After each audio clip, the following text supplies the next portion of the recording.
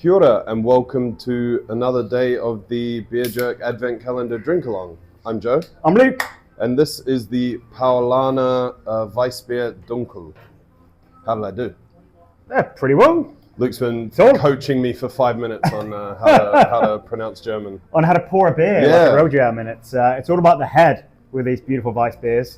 If you serve a beer to a German person, it doesn't have good 2-3 inches of head on top. They won't even drink it. It's just dead beer.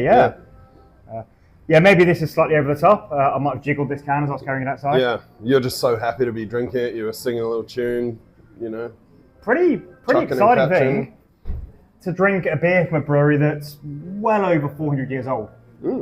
That's pretty old. So as it says on here, from 1634, that's the earliest record of Paulaner. Wow. So they might have been going... Well, they definitely were. Yeah. Because Paulaner in Munich was a monastery, so all the friars were there. And like with all these monastic brewers, they made beer for themselves. But if they had a bit extra, they'd give it to the poor.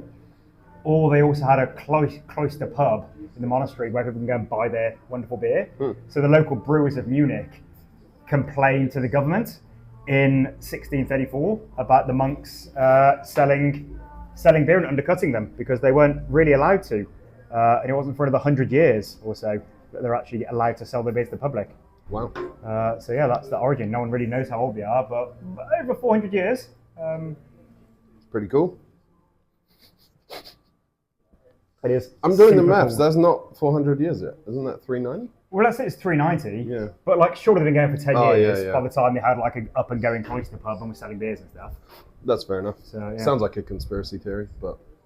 Well, after Napoleon shut things up, conspired to get rid of the most religious shit around Europe.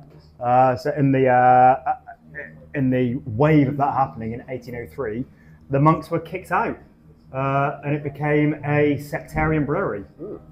So they probably didn't put up much of a fight. I think it was probably just taken from them after a very, very long time of brewing beer, and made into just a privately owned enterprise, brewing some pretty good beers and wheat beers. Yeah, and wheat beer, we've talked about it many times, but it is definitely a big part of even modern beer culture. Hazies almost all contain wheat, and so many styles: German wheat, Belgian wheat, American wheat. It's a very important category, isn't it? That a lot of people just assume they hate, but there's almost a wheat beer for everyone. There are things like Berliner Weisse, Goza, Lichtenheiner, and then things like Saisons and Bier de Garde and things like that. So yeah, we brew small gods beers with wheat very regularly. Our recent table stout, Morgana, has got some dark wheat in it. It's just a really useful grain for great head retention. I was going to say it's like almost you're taking a lesson from a beer like this, because while this isn't as dark as a stout, it's definitely got that sweetness, that body. There's kind of caramel notes that all good stouts have, and add a sort of layer of dark roastiness on top. Yeah. But yeah, if you break down a blind tasting, there isn't actually a huge difference. And yeah, the head retention's incredible. It's got that lovely slick mouthfeel. And those, I think this type of beer is a very sort of Christmassy tasting beer. It reminds me a lot of like sort of dark gingerbread, of sort of, like raisiny, sort of cakey, delicious Christmassy flavors to me. And it's also smashable and easy drinking. So, like with most of these monastic beer traditions, beer was brewed by monks to sustain them. And also just, it's not really that weird or unusual thing in historic Europe. Kind of all enterprises and businesses would brew beer, whether it would be a factory or a farmhouse or a cooperative living type thing. It was just, beer was part of the daily diet. And Paulaner especially brewed the beer Salvator, which is a very strong beer. And I think the slogan for that was sustenance without sin. And liquid bread, that's where that comes from. If you're on Lent, if you're fasting, and you still need to do some manual labour to get stuff done, probably it's pretty useful having a bit of liquid bread. Yeah, to keep bit you of going. energy, bit of a few calories. Keep you in high spirits as well, hey? Mm. Don't be getting too gloomy. Yeah. Yeah, so it's awesome that we're able to get these beers in New Zealand. So, yeah. Well, there's a lot of it about the world. So obviously Paulaner in Munich, and it's associated very much with the modern Oktoberfest that's begun over the last 100, 200 years.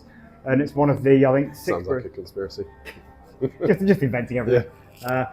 So you have the breweries that are within Munich that are allowed to be involved in it. But around that time or just after it, they have their Stark Beer Fest, which is the strong beer festival. And their beer garden, it has capacity for 3,000 people. It's huge, huge operations. And also, as you've hinted at, the Germans love drinking beer. They drink so much beer. It's just an essential, very, very important part of culture, of society, and always has been. In a different way to Crate Day and 12 Rheineck and Double Browns and all that. And the production levels are gigantic. So I actually just looked it up to see how much beer Paulaner were making. You just like to do some comparisons. And it is 630 million litres per year.